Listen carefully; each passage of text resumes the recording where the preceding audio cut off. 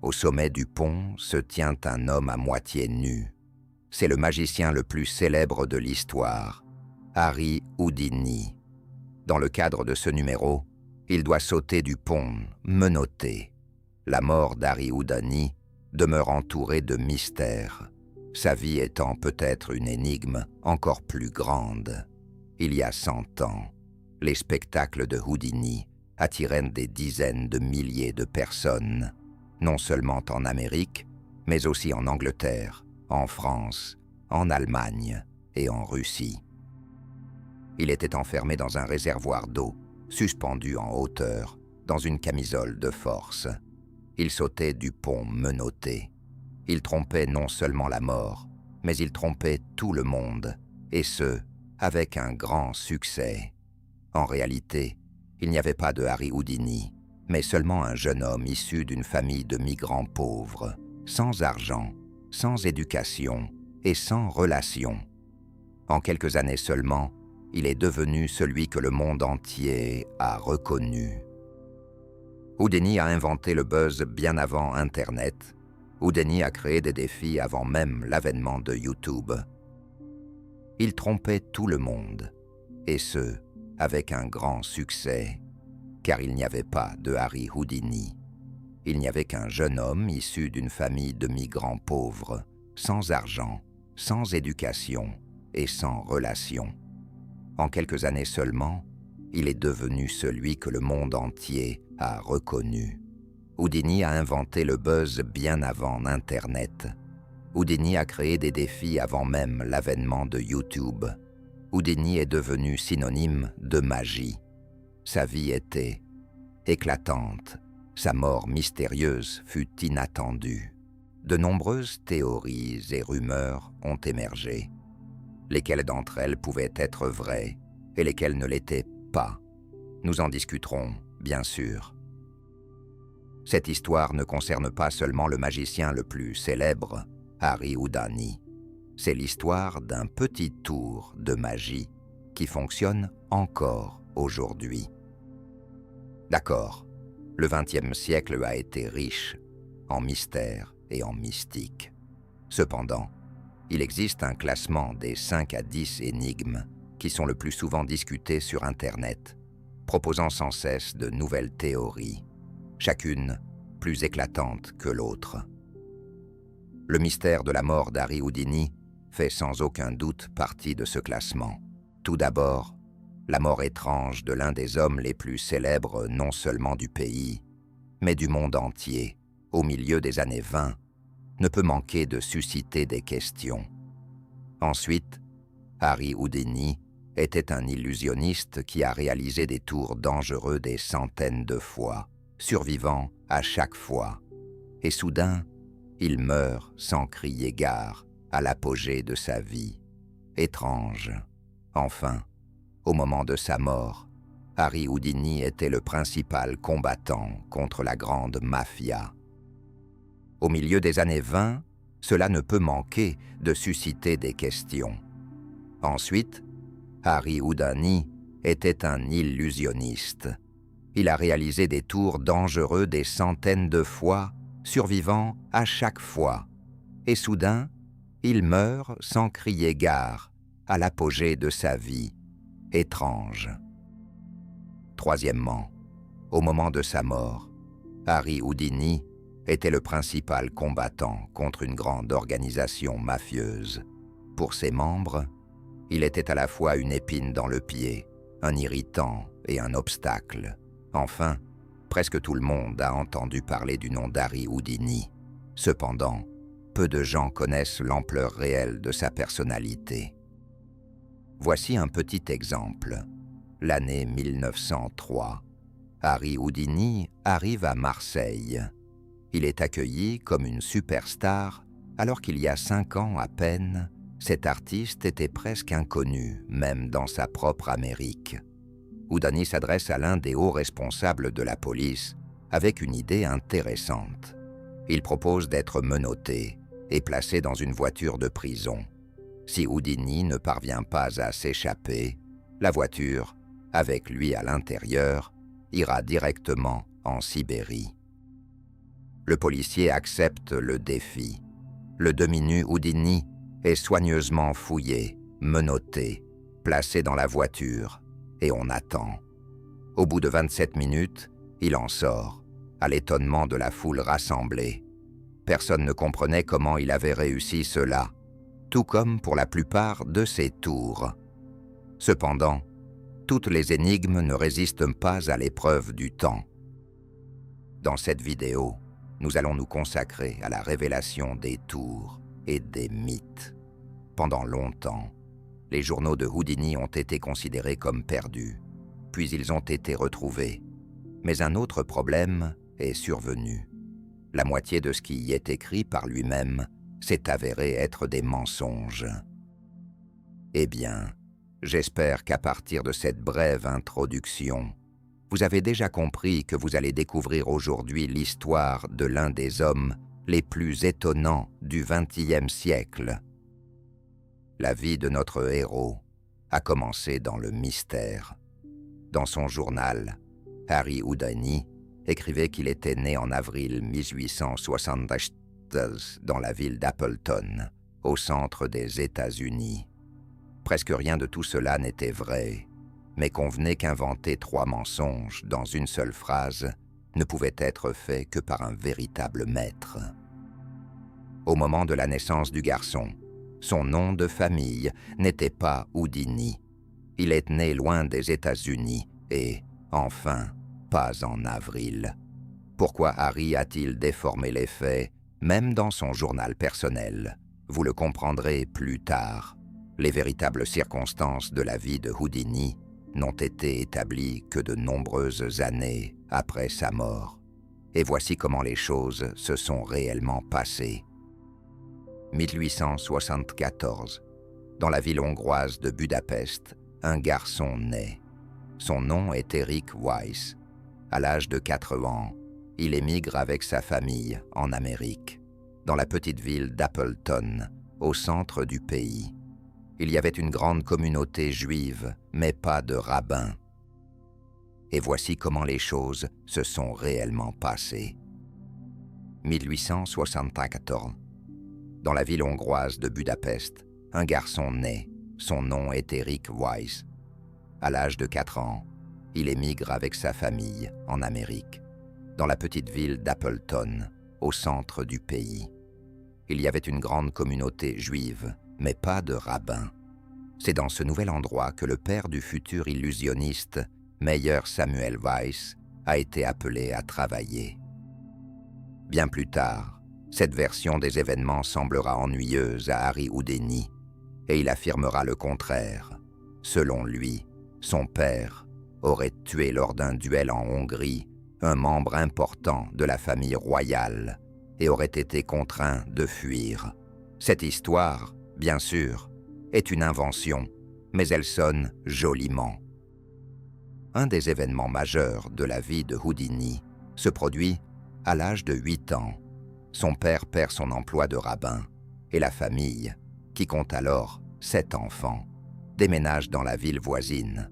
Les années suivantes, ils vivent dans une grande pauvreté. Cette période sera gravée à jamais dans la mémoire de la future superstar. Ce temps aura une profonde influence sur la personnalité de Houdini. Dans son journal, il ne mentionne pratiquement pas les 5 années passées dans la ville provinciale de Milwaukee. Un des rares souvenirs de cette époque est la visite d'un spectacle du célèbre illusionniste, le docteur Lynn. Son numéro le plus connu consiste à séparer les membres de son assistante sous les yeux ébahis des spectateurs. Ce tour a eu un immense impact sur le jeune Houdini, âgé de 10 ans. Aujourd'hui, le public remarquerait sans aucun doute la lumière spécialement mise en scène. Des 5 années passées dans la ville provinciale de Milwaukee, l'un des rares souvenirs de cette époque est la visite d'un spectacle du célèbre illusionniste, le docteur Lynn. Son numéro le plus connu consiste à séparer les membres de son assistante sous les yeux ébahis des spectateurs. Ce tour a eu un immense impact sur le jeune Houdini, âgé de 10 ans. Aujourd'hui, le public remarquerait sans aucun doute la lumière spécialement mise en scène, les toiles habilement suspendues et d'autres astuces. Mais au XIXe siècle, les spectateurs percevaient le spectacle du docteur Lin comme un miracle. Une enfance pauvre et l'amour des spectacles sont deux éléments qui ne vont pas seulement influencer Eric Weiss. Ce sont eux qui feront de lui Harry Houdini. Lorsque le futur illusionniste atteint l'âge de 14 ans, son père déménage la famille à New York. Chaque habitant de la planète, se retrouvant pour la première fois à New York, a ressenti les mêmes émotions que le jeune Eric Weiss à la fin du XIXe siècle. La rue, entourée de bâtiments géants, les foules de gens et les lumières éclatantes font croire que tout est possible, et même un peu plus. À son arrivée à New York, Houdini commence à travailler. L'école inachevée restera sa seule éducation. Le manque de connaissances, sans aucun doute, ne laissera pas en paix notre héros presque jusqu'à la fin de sa vie. Cependant, le jeune Eric Weiss avait peu d'alternatives. Sa famille vivait toujours dans une certaine pauvreté. En même temps, le jeune homme est passionné par le sport, autant pour la discipline elle-même que pour le moment de la compétition. Il pratique la boxe et s'entraîne à la course. L'un des principaux attraits du sport pour le jeune Houdini est la possibilité de devenir le premier. Une photo de jeunesse de notre héros en tenue de sport, ornée de nombreuses médailles sur la poitrine, a été conservée. Certaines de ces récompenses sont réelles, tandis que d'autres sont des contrefaçons. Harry Houdini, alors encore Eric Weiss, fabriquait des médailles à partir de bouchons de lait. Les spectateurs plus âgés se souviennent sûrement des bouteilles en verre pour le lait et le kéfir, avec des bouchons en métal pliables. C'est précisément ce que Harry Houdini utilisait pour se donner de l'importance. Le fait qu'il ait fabriqué de fausses médailles, convenez-en, en dit long. Eric Weiss, arrivé à New York, voulait gagner plus souvent et gagner plus d'argent, se distinguant ainsi de la foule des migrants. En un mot, il désirait ardemment appartenir à quelque chose de plus grand que lui. C'est à ce moment-là que le jeune Eric Weiss, âgé de 15 ans, tombe sur le livre de souvenirs du célèbre illusionniste Robert Houdin, un nom qui ne dit rien au grand public.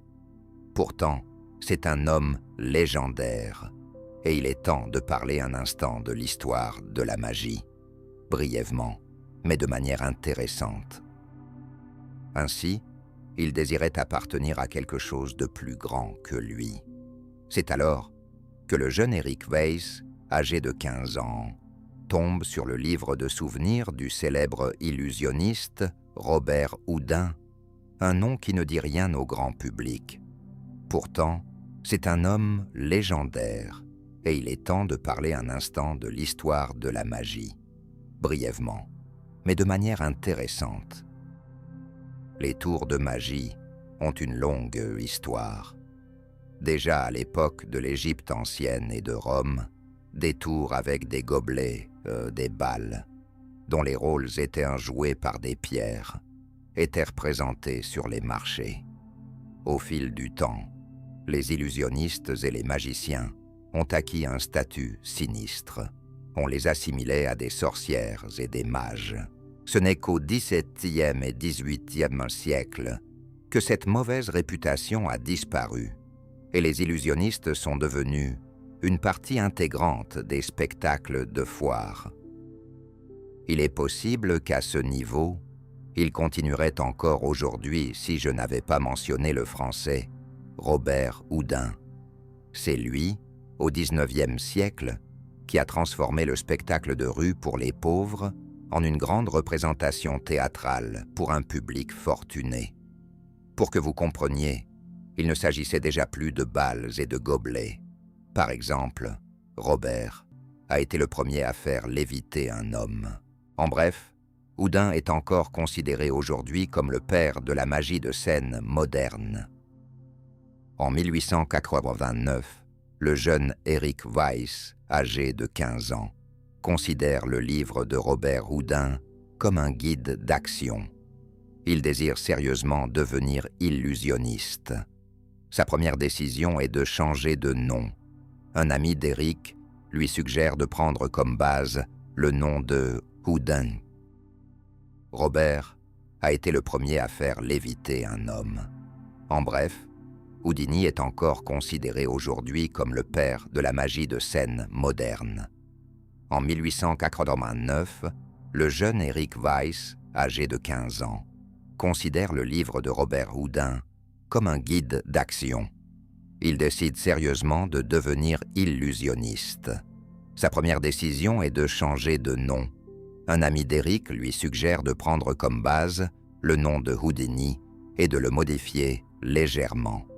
Ainsi, Eric Weiss devient Harry Houdini. De plus, cela devient quelque chose de plus qu'un simple pseudonyme de scène. À partir de ce moment, Harry Houdini ignore ses origines hongroises et déclare à tous qu'il est américain. Il éliminera même toute mention de sa patrie et de son vrai nom de son journal personnel. Fallait-il être aussi catégorique? Bien sûr, c'est une question. Mais en un point, la future star avait raison. Maître de la magie, Eric Weiss ne sonne pas aussi impressionnant que Harry Houdini. En 1891, le jeune Houdini, âgé de 17 ans, commence son chemin vers l'Olympe. Pour un adolescent issu d'une famille pauvre, sans éducation ni contact, le monde du spectacle est presque la seule option pour réaliser quelque chose d'exceptionnel. À cet égard, la situation n'a guère changé au cours des derniers siècles. Tout en continuant à travailler dans la fabrication de cravates, il participe aux fameux dime shows, dime désignant une pièce de 10 cents. C'est le prix que peinent les spectateurs pour accéder à cette sorte de foire des divertissements. Au lieu de pavillons, on trouve des artistes de différents genres, des hommes forts, des dresseurs, des dompteurs de feu et, bien sûr, des magiciens. Le spectateur s'approche, regarde. S'il est intéressé, il reste, sinon, il passe son chemin. Les dime shows de cette époque représentent une sorte de billet d'entrée dans le monde du spectacle et en même temps, un stage pour jeunes artistes. Exécuter les mêmes tours 10 fois par jour pendant plusieurs années constitue une pratique idéale pour un jeune artiste. Qu'on le veuille ou non, on devient meilleur dans ce que l'on fait. Pendant plusieurs années, la carrière de Harry Houdini commence tout juste à prendre de l'ampleur. À ce moment-là, son père décède. Houdini promet qu'il s'occupera de sa mère et de sa famille. Il tiendra sa promesse, mais pas immédiatement. Harry continue de se produire dans les dime shows, et c'est là, parmi les artistes, qu'il rencontre une assistante nommée Bess. Elle devient sa femme. Leur numéro commun est désormais appelé Houdini au pluriel. En 1898, la carrière de Houdini, âgé de 24 ans, semble stagner, voire régresser. Il ne parvient toujours pas à sortir du cadre des spectacles de foire. Harry et sa femme emménagent chez sa mère. La jeune assistante nommée Bess devient sa femme. Leur numéro commun est désormais appelé Houdini au pluriel. En 1898, la carrière de Houdini, âgé de 24 ans, semble stagner, voire régresser. Il ne parvient toujours pas à sortir du cadre des spectacles de foire. Harry et sa femme emménagent chez sa mère. Il est difficile de croire qu'il deviendra le magicien le plus célèbre d'Amérique seulement 1 an plus tard. En Russie, à la fin du XIXe siècle, le mot anglais « hype » existait sûrement déjà. Cependant, ce n'était pas tout à fait dans le même sens, ni avec la même ampleur qu'aujourd'hui. Ces 4 lettres distinguaient déjà, à l'époque, un artiste à succès d'un artiste en échec. En 1899, Harry Houdini invente l'évasion des menottes. Cela semble impressionnant, mais pas assez pour faire la une des journaux. En revanche, s'échapper des menottes dans un poste de police, c'est une autre histoire. L'incident fait immédiatement les gros titres. Houdini commence à se produire dans les villes d'Amérique. Lors de ses spectacles, il présente un programme standard qui ne diffère pas beaucoup de celui d'un illusionniste moyen de l'époque. Mais le hype fait toute la différence. En arrivant dans une nouvelle ville, Houdini se rend d'abord au poste de police avant son spectacle, exécute son numéro d'évasion et fait la une des journaux locaux. Résultat, ses spectacles affichent complets. Houdini devient non seulement le premier illusionniste, mais aussi le premier artiste de l'histoire à maîtriser l'art de la manipulation avec brio. Mais le hype fait toute la différence. En arrivant dans une nouvelle ville, Houdini se rend d'abord au poste de police avant son spectacle, exécute son numéro d'évasion et fait la une des journaux locaux. Résultat, ses spectacles affichent complets, et Houdini devient non seulement le premier illusionniste, mais aussi le premier artiste de l'histoire à manipuler la presse avec brio. Un tel numéro serait sans aucun doute populaire même aujourd'hui. Imaginez simplement une vidéo sur YouTube intitulée « Je m'échappe d'un poste de police en 20 minutes ».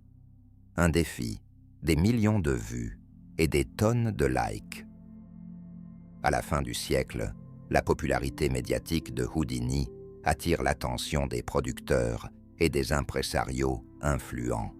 Martin Beck n'invite pas seulement Harry à se produire dans son spectacle sur les meilleures scènes du pays, mais il apporte également une contribution majeure à la carrière de la future star. Beck propose à Houdini de renoncer au tour de magie standard et de se concentrer uniquement sur les évasions et les fuites. Au début du XXe siècle, Houdini acquiert la réputation de maître de l'évasion. Il part en tournée non seulement dans les villes d'Amérique, mais aussi en Europe et en Russie. Partout, il exécute son évasion d'un poste de police et construit l'ensemble de son programme de spectacle autour des évasions. Il est maintenant temps de révéler quelques secrets qui ont permis à Houdini de connaître le succès. La première évasion des menottes, dans de nombreux numéros de Houdini, c'était un moment clé. Il sautait avec des menottes depuis un pont. Il était enchaîné dans un réservoir d'eau avec des menottes. Enfin, dans chaque poste de police, il réalisait précisément cela. Il est important de se rappeler un point essentiel. Houdini n'a jamais révélé beaucoup de ses secrets. Mais au cours des dernières décennies, les illusionnistes ont analysé en détail bon nombre de ses tours et se sont rapprochés de l'explication de sa magie. Donc, les menottes. À la fin du XIXe siècle, il n'existait pas tant de types de menottes et de serrures. Houdini rassemblait toutes les variantes possibles de clés. Et souvent, c'était là le secret. Restait la question principale. Où les cacher? Souvent, Harry réalisait ses numéros presque nus et se laissait fouiller avant le début de son spectacle pour dissimuler les clés. Houdini avait un faux pouce sur la main, imitant une vraie clé, ou un faux sur le pied, ou une clé dans la bouche, et très probablement les deux à la fois. En plus des vraies clés, il y avait des dispositifs astucieux que l'illusionniste avait lui-même inventés. Ils étaient utilisés lorsque la bonne clé ne pouvait pas être trouvée. De plus, au cours de ses études, Harry a découvert que certains types de menottes pouvaient être ouverts sans clé. Il suffisait de frapper au bon endroit sur une surface dure. En arrivant dans une nouvelle ville, il inspectait toujours le lieu de son numéro, et les menottes déterminaient la stratégie de sa future évasion. Au début du XXe siècle, Houdini invente l'un de ses tours les plus célèbres, l'évasion d'un tonneau de lait. Il utilisait un bidon standard pour le transport du lait. Avant le numéro, l'illusionniste demandait à quelques volontaires du public d'examiner attentivement le tonneau à la recherche de secrets cachés. Une fois que tout avait été vérifié, le petit tonneau était rempli d'eau jusqu'au bord, et Houdini y entrait menotté. Après cela, le couvercle du tonneau était verrouillé. Les spectateurs retenaient leur souffle dans l'attente. Pour s'échapper, l'illusionniste n'avait pas beaucoup de temps, juste le temps de sa respiration. Environ 1 minute plus tard, Harry Houdini se retrouvait à côté du tonneau, vivant, indemne et sans menottes. Le tonneau lui-même restait absolument intact. Le secret était le suivant. La partie supérieure du tonneau était fixée par des rivets. Pour les spectateurs qui effectuaient l'inspection avant le numéro, les rivets semblaient solides. Cependant, de l'intérieur, ils pouvaient être ouverts. La partie supérieure ne sortait pas, et ensuite, ils remettaient la partie supérieure en béton en place. Bien sûr, au moment où Houdini sortait du béton, soit la lumière dans la salle s'éteignait, soit un rideau était abaissé. Mais tout se déroulait si rapidement que le spectateur naïf croyait que Houdini avait accompli un miracle. Il se tenait à côté du bidon, dont le couvercle était toujours fermé. Un peu plus tard, les performances de Houdini deviendront plus spectaculaires, allant même jusqu'à la disparition d'un éléphant entier. Pour l'instant, au début du XXIe siècle, l'évasion du bidon de lait et les évasions des postes de police suffisent à faire parler de lui sur plusieurs continents. Houdini est acclamé non seulement en Amérique, mais aussi dans presque toute l'Europe. Il devient très célèbre et très riche. À ce moment-là, on a l'impression que Harry Houdini a atteint tout ce dont le jeune Eric Weiss avait rêvé. Le principal signe de tout succès est la présence de imitateurs. Pendant que Houdini parcourait l'Europe pendant quelques années, de nombreux sosies apparaissaient en Amérique. Les gens ne se contentaient pas de s'inspirer de ses tours, mais empruntaient également complètement son image, y compris son nom de famille. Les plus audacieux se faisaient appeler Houdini. Ceux un peu plus malins modifiaient légèrement leur pseudonyme. En 1905, Harry revient aux États-Unis. Il a l'intention de lutter contre les imitateurs. Un épisode particulièrement marquant est son projet de rivaliser avec une femme utilisant le pseudonyme de Minerva. Elle travaillait également dans le genre de l'évasion. Son ascension était d'autant plus dangereuse pour Houdini. Son image était fondée sur la force physique et l'endurance. Que pensera le public si même une femme peut reproduire ses tours? Harry élabore un plan sournois pour promouvoir une autre femme illusionniste. À son avis, elle devait détourner l'attention de Minerva, tout en étant complètement contrôlée par lui. On ne sait pas si Houdini a réussi à mener son plan à bien, mais ce qui est certain, c'est que dans la lutte pour le titre de meilleur illusionniste du monde, il était prêt à aller jusqu'au bout. Pour Houdini, le véritable succès ne résidait pas seulement dans son propre triomphe. L'attention était détournée de Minerva, mais elle devait être complètement contrôlée par lui. On ne sait pas si Houdini a réussi à mener son plan sournois à bien. Ce qui est certain, c'est que dans la lutte pour le titre de meilleur illusionniste du monde, il était prêt à aller jusqu'au bout. Pour Houdini, le véritable succès ne résidait pas seulement dans son propre triomphe, mais aussi dans l'échec de ses concurrents. Un autre épisode évoque les côtés sombres de la personnalité de l'illusionniste. Après qu'une personne ait réussi à atteindre la gloire et l'argent, elle tente de passer à l'étape suivante, obtenir le respect. C'est également ce que fait Houdini. Il se met à écrire l'histoire de la magie. Il ne fait aucun doute que pour une personne peu éduquée, rédiger une encyclopédie est un pas tout à fait compréhensible d'un point de vue psychologique. Pour préparer son livre, il prend contact avec les proches de Robert Houdin, le père de la magie, qui a été à l'origine de sa passion pour les tours de magie. Ceux-ci lui répondent par un refus. Cela touche tellement Houdini qu'il transforme son livre en une véritable dénonciation de son maître. L'histoire de la magie par Harry Houdini, malgré tout son poids médiatique, échoue. Ce moment coïncide également avec d'autres problèmes dans la carrière de l'illusionniste. Peu à peu, le public commence à se lasser des évasions répétitives. Les ventes de billets pour ces spectacles chutent.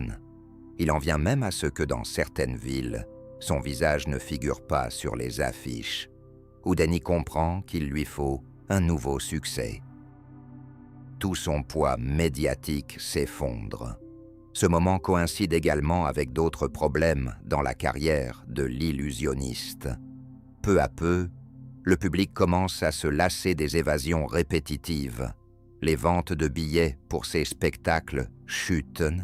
Il en vient même à ce que dans certaines villes, son visage ne figure pas sur les affiches. Houdini comprend qu'il lui faut un nouveau succès.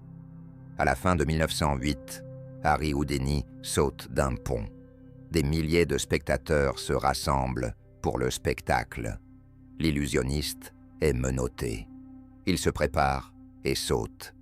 Quelques instants plus tard, Houdini, libéré, apparaît à la surface de l'eau. La foule est en délire.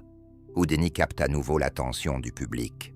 Son pari sur le fait que le risque pour sa vie attirerait l'attention fonctionne. À ce moment-là, Harry comprend une chose importante. Pour rester une star de l'illusion, il faut risquer sa vie. Tirer des lapins d'un chapeau ne suffit pas. Après le succès de son premier saut, Harry les répète encore et encore. S'il y a un pont et une rivière suffisamment profonde dans la ville, Houdini est présent. Il reproduit ce tour pendant plusieurs années. Cependant, cette fois, le spectacle semble dangereux non seulement pour les spectateurs, il l'est réellement. Contrairement aux performances préparées et réfléchies en intérieur, ici, beaucoup de choses peuvent mal tourner. On peut atterrir de manière maladroite ou se heurter à quelque chose sous l'eau. Si auparavant la pire conséquence d'un tour raté était l'humiliation publique, maintenant c'est sa propre vie. Houdini subit effectivement plusieurs blessures, mais pas suffisamment graves pour arrêter ses tours. Pour Harry, l'anonymat est pire que la mort. La confirmation de cela se trouve dans l'épisode suivant. En 1910, Harry Houdini se rend en Australie. Son nouveau spectacle devient un vol en avion. On pourrait se demander quel rapport cela a avec la magie et le vol en avion. Mais, d'une part, vous avez déjà compris que pour Harry Houdini, les performances magiques n'étaient qu'une partie de l'objectif appelé popularité. Et d'autre part, au début du XXe siècle, l'aviation était un véritable miracle. Les pilotes étaient de véritables super-héros. Et les chances de s'écraser étaient très élevées. Houdini se rend en Australie pour une raison simple. En 1910, aucun vol en avion n'avait encore été réalisé sur le continent. Houdini compte remédier à cela et, par la même occasion, faire la une des journaux en tant que premier pilote d'Australie. Il achète un avion. Il apprend à décoller et à atterrir, mais ce n'est pas toujours réussi. Une partie de ses vols se termine par des blessures. Un autre problème est que le voyage des États-Unis vers l'Australie est assez long. Pendant ce temps, plusieurs concurrents commencent à émerger pour Houdini. Finalement, il parvient en Australie et réalise son vol. Harry ne devient pas le premier pilote du continent, mais il entre dans le trio, gagnant honnêtement ses titres dans la presse et rentrant en Amérique avec un sentiment de devoir inachevé. En 1916, Houdini est à nouveau en quête. Dans le monde du spectacle, il est nécessaire de rappeler constamment son existence au public. Au cours des années suivantes, Harry réalisera ses performances les plus ambitieuses de sa vie. Le premier tour est l'évasion d'une camisole de force en hauteur. Le principe du tour est simple. Houdini est mis dans une camisole de force et suspendu la tête en bas à plusieurs étages de hauteur. En à peine 30 secondes, il parvient à se libérer complètement. Le secret du tour résidait dans la conception de la camisole et le placement correct des bras. Ainsi, Houdini réussissait à déstabiliser légèrement le matériau, à libérer un bras, puis l'autre, et enfin à ouvrir les verrous. Cela produisait un effet indescriptible sur le public rassemblé. Le tour suivant était la fameuse boîte chinoise. Menotté, Houdini était placé la tête en bas dans un grand récipient d'eau. La difficulté résidait dans le fait que non seulement ses mains, mais aussi ses jambes étaient entravées. La partie supérieure était fermée par des verrous. Ensuite, cette boîte chinoise était recouverte d'un drap. Moins d'une minute plus tard, le tissu se soulevait et à côté de la boîte se tenait Houdini libéré. À l'époque, personne ne comprenait comment les illusionnistes parvenaient à réaliser cela. Le tour était spectaculaire et était perçu comme de la pure magie. Plus tard, le secret fut bien sûr révélé. Lorsque l'assistant fermait le couvercle supérieur de la boîte, il retirait discrètement une tige de la boucle. Grâce à cela, Houdini pouvait d'abord se libérer des menottes, puis ouvrir sans problème le couvercle supérieur, de manière à ce que les verrous restent intacts, et sortir. En guise de garantie supplémentaire, pendant ce tour, un assistant se tenait en coulisses avec une énorme hache. Et enfin, le tour le plus spectaculaire de Houdini, la disparition d'un éléphant. Le mystère entourant cette performance est accentué par le fait qu'elle n'a eu lieu qu'une seule fois et qu'aucun enregistrement n'en a été conservé. Et enfin, le tour le plus spectaculaire de Houdini, la disparition d'un éléphant. Le mystère entourant cette performance est renforcé par le fait qu'elle n'a eu lieu qu'une seule fois et qu'aucune photo ni vidéo n'en a été conservée. En 1918, dans l'un des théâtres de New York, l'assistance variait selon les sources, allant de quelques personnes à plusieurs milliers. Houdini fait entrer l'éléphant dans une grande boîte sur scène, et après quelques instants, il disparaît. Comment Houdini a réussi cet exploit reste encore inconnu. De nombreuses hypothèses ont été avancées. Certains disaient que le secret résidait dans des miroirs habilement placés à l'intérieur de la boîte. D'autres affirmaient que la cause était un éclairage astucieusement agencé, rendant une partie de la boîte invisible. En résumé, ce tour demeure l'un des plus mystérieux et captivants. J'espère simplement que l'éléphant n'a pas souffert. Je n'ai trouvé aucune information indiquant que quelqu'un avait vu l'animal après le spectacle. Le tour de la disparition de l'éléphant devient le point culminant de la carrière de Houdini. Au milieu des années 1920, plusieurs obstacles se présentent, menaçant la vie professionnelle de Harry Houdini. La première raison est personnelle. À ce moment-là, sa mère décède. Pour Houdini, elle était la personne la plus proche de lui, et c'est d'elle qu'il avait promis de prendre soin. Le tour de la disparition de l'éléphant devient le point culminant de la carrière de Houdini. Au milieu des années 1920, plusieurs obstacles se présentent, menaçant la vie professionnelle de Harry Houdini. La première raison est personnelle. À ce moment-là, sa mère décède. Pour Houdini, elle était la personne la plus proche de lui, et c'est d'elle qu'il avait promis de prendre soin lorsque son père était mort. La deuxième raison est l'âge. En 1924, Houdini a 50 ans. Ses tours dépendent fortement de l'endurance physique, et pour des raisons objectives, il devient difficile de les exécuter. La troisième raison est technologique. Le cinéma représente une grande menace pour sa carrière.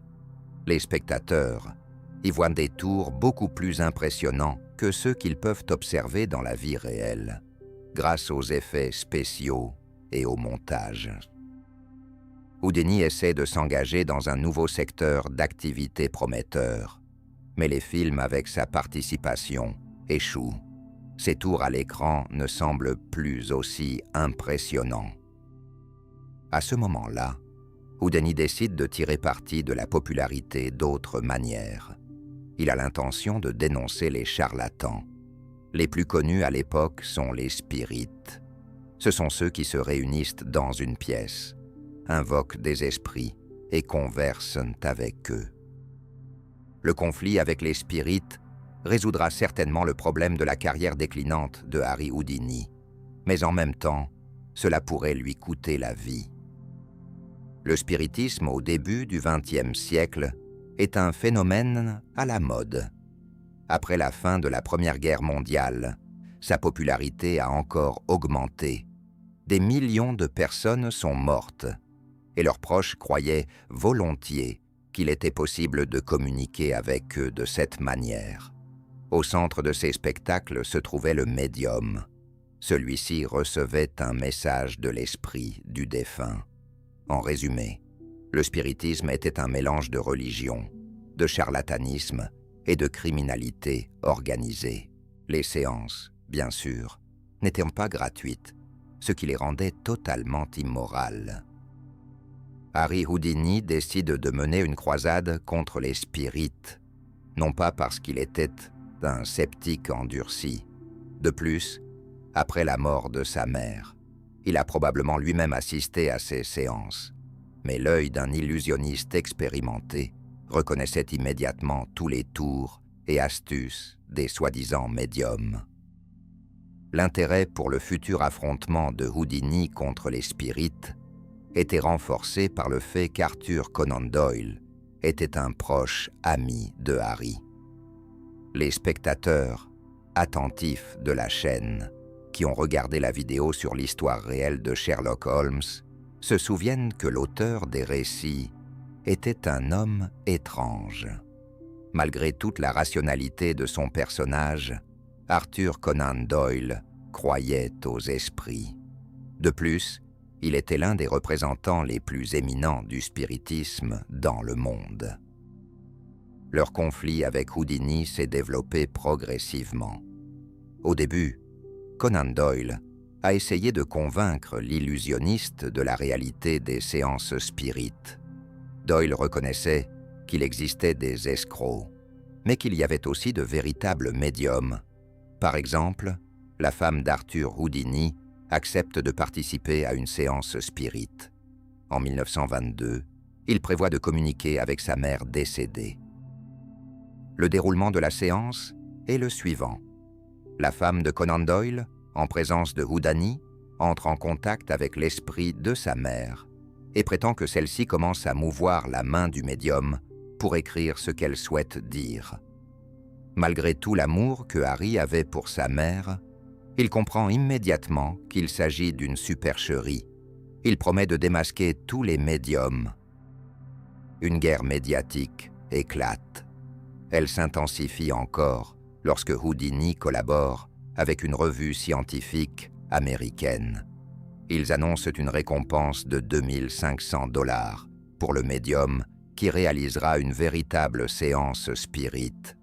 Mina Crandon À l'époque, l'une des femmes spirites les plus célèbres d'Amérique répond à cet appel.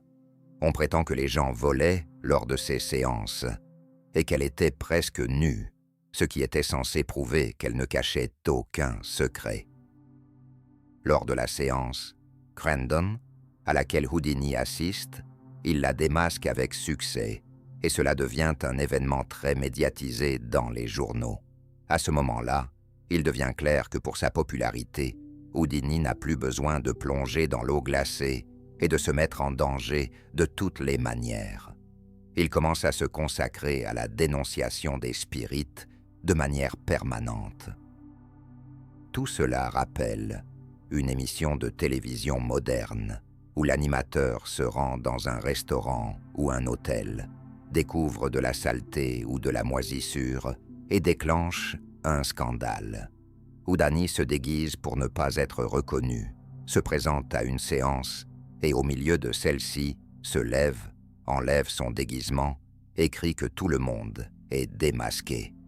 Cela semble assez amusant, si ce n'est les menaces de mort qui commencent à affluer vers Houdini.